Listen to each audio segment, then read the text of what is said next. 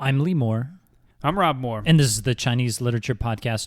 Rob, today we are looking at a passage from Zhuangzi, or if I was being more technical and academic-y, I would say the Zhuangzi. You're right, that sounds more pretentious, so we should probably stick with that. The reason, of course, just I'll probably go back and forth between Zhuangzi and the Zhuangzi, but we really don't know if Zhuangzi existed as a person. There may have been a guy, his last name may have been Zhuang, his first name may have been Zhou, and he may have been called Master Zhuang or Zhuangzi at some point. We don't really know that, but what we do know is that if he did exist, there are some parts of the text that we have, the book that we have called the Zhuangzi, which may have come from his hand, but some that definitely probably didn't come from his hand. The Neibian is the inside chapters, the inner chapters. The Weibian is the outer chapters, and then there's the Zabian, the random chapters or whatever. And the passage that we're looking at today is from the Weibian, the outer chapters. We know that it's not from. If there was a guy named Zhuangzhou, we know it's not written by him. And I have to say, it matters very little to me, honestly, whether the guy existed or not. This for me and you, Lee, is sort of like going back to the well. There are certain writers, thinkers that I just can't get enough of, and you either. Zhuangzi is one of them. Pu Songling is another. Zhuangzi kind of inspired me to get into Chinese literature. I mean, this was in Russell Kirkland's class in 2003, 2002, University of Georgia. I read Zhuangzi, and I was like, whoa. I wasn't even taking Chinese at the time, and I started taking it about a year and a half later, and that was all she wrote. Yeah, it's in fact, before I get too deep into why we both like him, let me go ahead and just read the passage we're talking about, because it's not particularly long. And I should mention I'm getting this from Wing-Tsit Chan's A Source Book in Chinese Philosophy. If you have any interest in Chinese philosophy, this is a gold mine. Like, just the guy translated every single thing you read in this book and wrote commentary, which is unheard of. So check it out if you're interested. But this is, as Lee mentioned, one of the Weibian, one of the outer chapters. It's more of a story than any kind of quote-unquote philosophy we can talk about, whether there's even a meaningful distinction. So here we go. Danger. Oh, I should also mention most of these. Yeah, I know, right? Genre questions. Most of these don't. Genre questions. Oh man, talk about a nerd discussion. And I wish I didn't like it so much, but I sure do. I'm just such a dork. Anyway, I've had these discussions with Professor Luke Haberstad at the UO, and he can talk for hours about genre. Actually, a lot of our professors could. Mara Epstein had a genre question for her, and one of her email responses just said, "Oh, hearing genre questions from PhD students just warms the cockles of my old scholar's heart." It's like, I love Epstein. That doesn't surprise me. Okay, so enough sidetracking into our own personal nostalgia. So this one, the title given it by Wing-Tsit Chan is The Equality of Life and Death. So here it goes. Zhuangzi's wife died, and Huizi went to offer his condolence. He found Zhuangzi squatting on the ground and singing, beating on an earthen bowl. He said, "Someone has lived with you, raised children for you, and now she has aged and died. Is it not enough that you should not shed any tear? But now you sing and beat the bowl. Is this not too much?" "No," replied Zhuangzi. "When she died, how could I help being affected? But as I think the matter over, I realize that originally she had no life. And not only no life, she had no form. Not only no form, she had no material force, or qi. In the limbo of existence and non-existence, there was transformation, and the material force was evolved. The material force was transformed to be form. Form was transformed to become life, and now birth has transformed to become death. This is like the rotation of the 4 seasons, spring, summer, fall, and winter.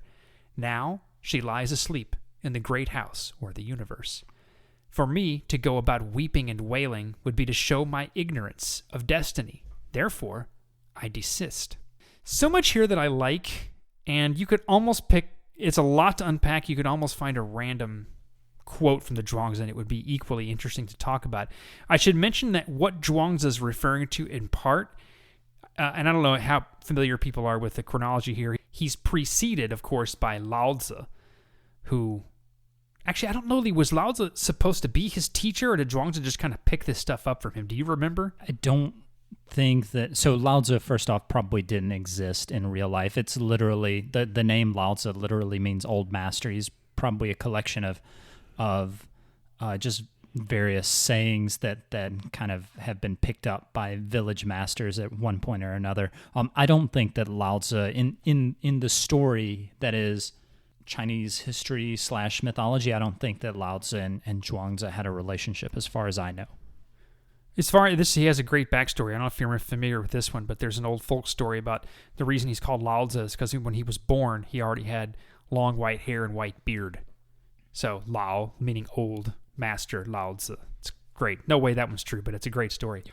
So anyway, but Zhuangzi is referring in part to some of the philosophy in Lao Tzu, or the Lao Tzu. And there's a specific bit where Lao Tzu is talking about what the Tao is. And he's saying, we look at it and do not see it. Its name is the invisible. We listen to it and do not hear it. Its name is the inaudible. Infinite and boundless, it cannot be given any name. It reverts to nothingness. This is called shape without shape, form without object. That latter bit there, to form without object.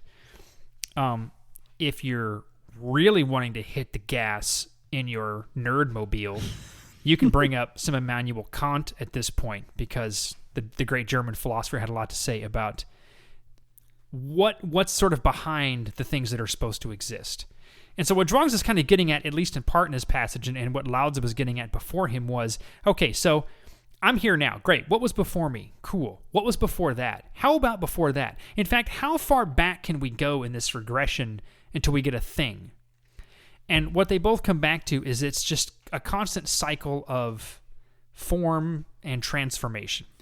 It's all, I mean, you're constantly transforming, and to believe that the ego, that is the you and the I, that we exist with independent of that transformation, is just an illusion. This is very much a kind of Buddhist thing. The Buddhists are really going to pick this up and kind of run with the ball in about a millennium after this.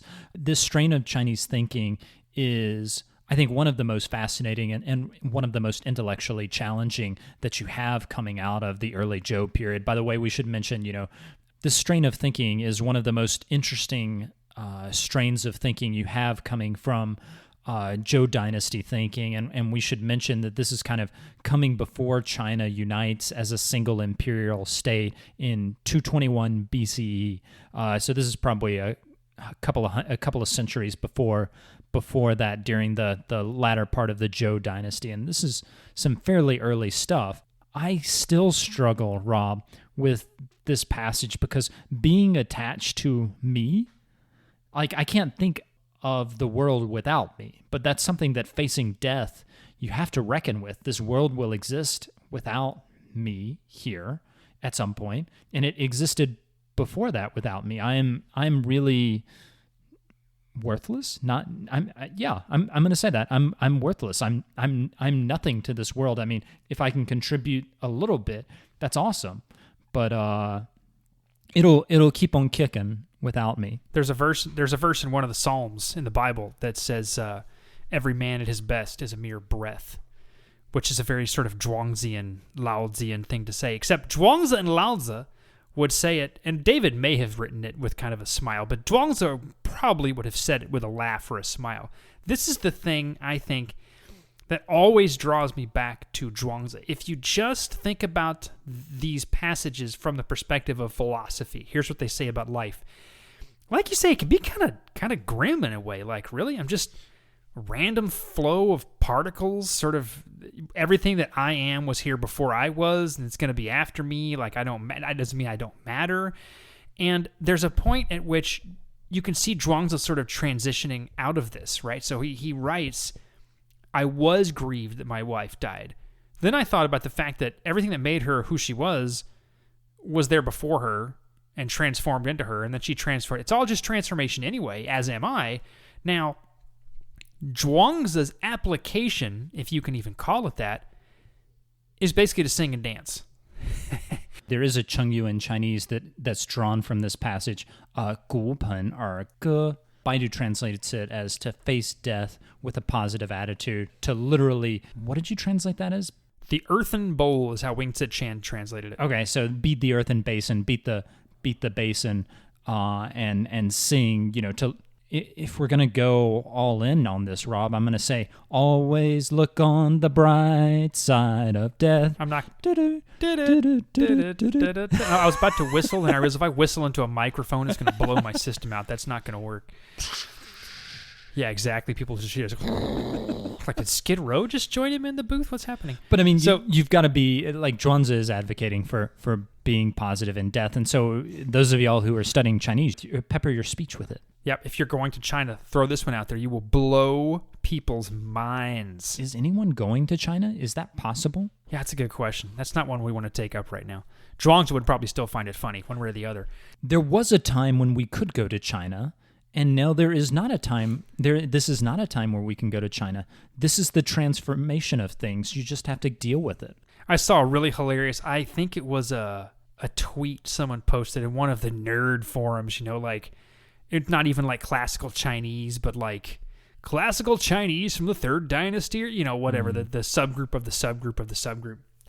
And he had a whole thing about the transformation of things involving.